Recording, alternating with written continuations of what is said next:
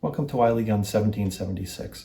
So I wanted to put out a quick update given all the crazy things that have happened since last week. But before I do that, can you please like, subscribe, and comment and turn the bell notification on to try to help out the channel.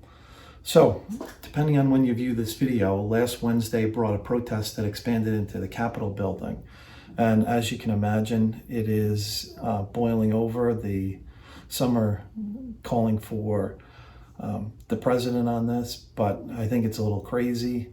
But I think what's happening from my perspective is it's really just showing you how frustrated the people are. You know, do I necessarily agree with storming the Capitol? Probably not. But I think it's just showing the level of frustration that people have out there, and following what everybody is saying are the correct channels, it's really not working out, or they're feeling that it's not working out, so they're taking it to the next level. So, you know, I think we are in for some crazy times. Again, later last week, both Facebook and Twitter both banned the sitting US president. So they banned Trump from posting on their platform. And then on Friday night, Google and Apple removed the Parlor app, which is a conservative app similar to like a Twitter, from the App Store. And then Apple mysteriously put out on Friday night a quick release to the iPhone, or a quick update to the iPhone.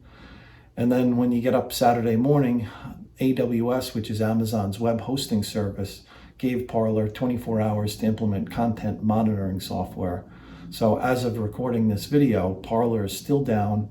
And yesterday, Parlor went on and tried to sue, or is in the process of suing Amazon. So hopefully Parlor brings something, or brings their new servers up and can get that voice back out. But it's pretty concerning that big tech is censoring what conservatives say and do.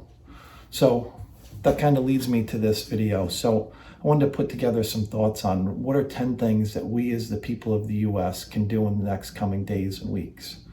So, first one, get off of devices. What I'm going to suggest is talk with your family. Stop putting your head in the phone. Stop, giving the phone more attention than your actual family. Teach your kids the responsibility and consequences of their action. Take this time, have them off devices, have them focused on the family, reconnect with the family. The devices have taken over families for quite a while now, and we need, as people, we need to take that back. We've given that device too much power. Everybody sits and spends all their time on their phone with their head down, and actual conversations have actually stopped at this point, and people are reading Facebook, they're playing something online, they're playing Twitter, they're checking email. And the face-to-face contact, it's gone away. It's been eroding for years. So let's take time, get those values back. And remember when you were a kid, we didn't have iPhones when I was growing up. And we actually played outside, talked with our parents at dinner time, talked about the day, and not just sit there. Everybody at dinner time has got their head down, glued to their device. So what we need to really do is think about returning to some of those values. So that's the first thing. Second, sign off of Twitter. You can click on the 3 horizontal bars on the top left of the screen. You go to settings and privacy, go to the account, and deactivate your account. Get off these applications that are limiting free speech. Regardless whether you're left or right, both sides should be saying, hey, you know what? Whether you agree with our voice or not, our voice needs to be heard, and we have that right to mention it. So deactivate your account. Same thing for Facebook. Pull up your account, go to the settings, scroll down to the account ownership and control, and then click on deactivation and delete. Both Twitter and Facebook are not allowing the president to post any tweets. Don't support these. Get off them. Start to bring your life back. You don't need to spend hours and hours every day on Facebook following all this nonsense, all the stuff, all the high school, gossip on Facebook and Twitter. Get off, connect with your family, connect with the people that you love. And the other thing is, believe it or not, I'm going to say, sign up for Parlor. Parlor is a conservative app similar to Facebook, or similar to Twitter, but it's a way to get the voice out. But again, don't spend all your time on Parlor once it comes back up. So the fifth thing that I would suggest, keep updated through YouTube channels. There's some really good channels out there to follow. I particularly follow VSO Gun Channel, Mac from the Military Arms Channel, Yankee Marshall, Corleone Noir, Mr. Guns and Gear, Legally Armed America, and really one of my favorites is Jarhead 6. So I'll put some links down below to their accounts, but follow them for some updates, especially on two-way related items. Keep in touch, understand what's going on, and it's a good outlet to keep informed and keep updated on the changes in act. Recently we had the Pistol Brace Act that came up. Go on the ATF site, enter your comments. Don't be afraid to enter comments. They're not putting together a list to come after you. Put what you think in there, right? You might not think it works, but with the pistol brace at the end of 2020, just by everybody going on there, hopefully that they repealed it or they pulled it back. Now it might simply be that they were going to put it forward during more favorable anti-2A times, but with the number of responses that have been on there, it could have been part of the reason why they pulled it back. You just don't know. So don't sit back and assume everybody else is going to do it. You be a part of it. You do your part. Okay? Also, limit your Amazon purchases.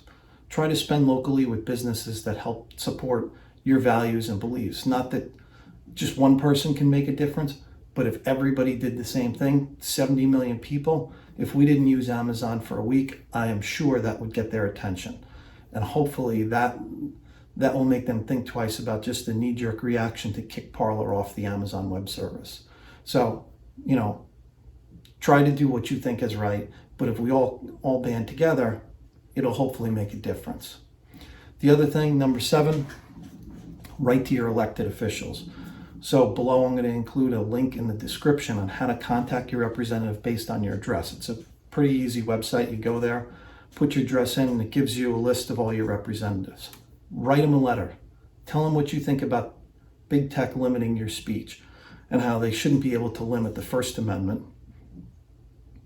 And those same platforms are removing the viewpoints that don't align with theirs. That is not how America works. Okay, whether you agree with other people's viewpoints or not, they have a right to be heard. That should be out there. They're big companies. They're on the internet. What's different from them to say, hey, you know what? I don't like a certain, utility company saying, hey, I don't like a certain person. I'm going to turn off their electric. And that's essentially what they're doing. Hey, I don't like your viewpoint. It's not going to be heard. Well, they're in the First Amendment space. They got to follow the rules. Think back years ago with Howard Stern. Whether you agreed with him or not, he had a right to be on the airways. And, I understand it's, the government airways, but it's, the internet, Facebook, Twitter, that is the new version of, the airwaves and the new form of communication, the new form of press. So they deserve to be heard. And, my light just went out, so hopefully I'm not being censored by, big tech and, the power company from what I'm saying. So just give me 1 second. Okay, sorry about that. It was not the power company shutting me down based on what they were thinking. It was my overhead light shutting off. So contact your representatives, tell them what you think about big tech and being able to limit the First Amendment and removing viewpoints. Tell them about the importance of the Second Amendment to you. Let them hear your thoughts on election reform. That's another big one. Instead of just getting up and yelling and screaming about it, tell them, hey, we need election reform. Whether you agree with it or not, this past election was a mess. We need proper election reform and we need them to do it. So be respectful, avoid rude and foul language, but get your point across. There's infringements on the First, Second Amendment. There's voter reform that needs to happen. There's a lot of things that need to happen. Make them hear you. Write letters. If we all write letters, got 70 million people, contacting representatives, it's a big deal. Again, let your voice be heard. Talk to people, talk to the people that be active, be respectful. Don't yell and scream, berate people, put them down if they don't agree with you. Just stick to the facts, stay calm, stay logical. Not everybody is going to agree with your viewpoint, but put it out there. And the more people, you talk about saying, hey, we need to ensure the First Amendment, Second Amendment. These are things important to everybody, and they're not just for these crazy, fringe people. They're really for everybody. These aren't limited to just a few people. And if you attend a protest, don't do the things that you complained about this past summer. Don't break stuff. Don't disrupt traffic. Don't set fire. This summer we were all complaining and saying about all the different things that were going on. It's great to protest. It's great to get out there. Get your voice heard. But don't be damaging to the area, because you lose credibility with it. And then honestly, you're really no different than the people you were complaining about this past summer. So keep that in mind when you're out there. But definitely, if you want to attend a protest, do it. Be respectful. Get your voice out there. That's part of being an American. So do it. Just be respectful, and no property damage. Voice your opinion. Number 9, go get your concealed handgun license if you don't have it already. And if you haven't purchased a gun, you're behind the curve. Look around the gun stores. Go get one, okay? Because you need that protection in your home. And quite frankly, my feeling is the unrest that's potential to come. It's really going to come when you're outside of the home. So by getting a concealed handgun license and carrying every day, carrying often, by getting that license, you'll be protected and protecting your family when you're out and about, when you're most vulnerable. But be legal, okay? The last thing you want to do is trying to protect your family, and next thing you know, you're going to jail or you're getting in trouble for something that you shouldn't be doing. So, get a concealed handgun license if you don't have it, and if you do have it, carry whenever you go out of the house. Brush up, take time right now, brush up on concealed carry laws in your state. Brush up on the laws surrounding use of force. Kind of think through different scenarios in your head, so that it's not the first time that you're ever running through it. To me, that's where the threats are going to come, is when you're outside of your home for the most part. So, be prepared, be armed for that, but be legal with it. And next, stock up on ammo. Make sure you have both range ammo and carry ammo. You want to make sure you have an ample supply, fairly fresh supply of ammo on it, and stock up. Don't wait till it's all out and you can't find it anywhere. I mean, it's quite hard to find right now, but, don't wait much longer. And, prices don't seem like they're coming down right now. And then the last thing that I would suggest, stock up on some basic food and water. And, based on this past year with COVID, some paper products, paper towels, toilet paper. Right now, get some external power banks in case of power outage. Keep them backed up. I would keep a supply of bottled water and canned foods, and different types of foods that you can make in case there's some issues with the supply chain for the grocery stores. What I want to do is keep at least a 2-week supply of food in the house.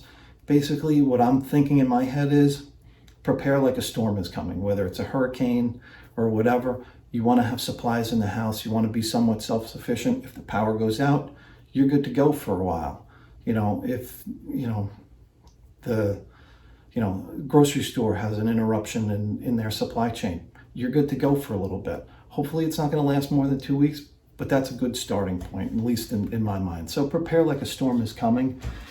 And the other thing is, learn to cook. Don't rely on fast food and takeout. Make it a family experience when you can.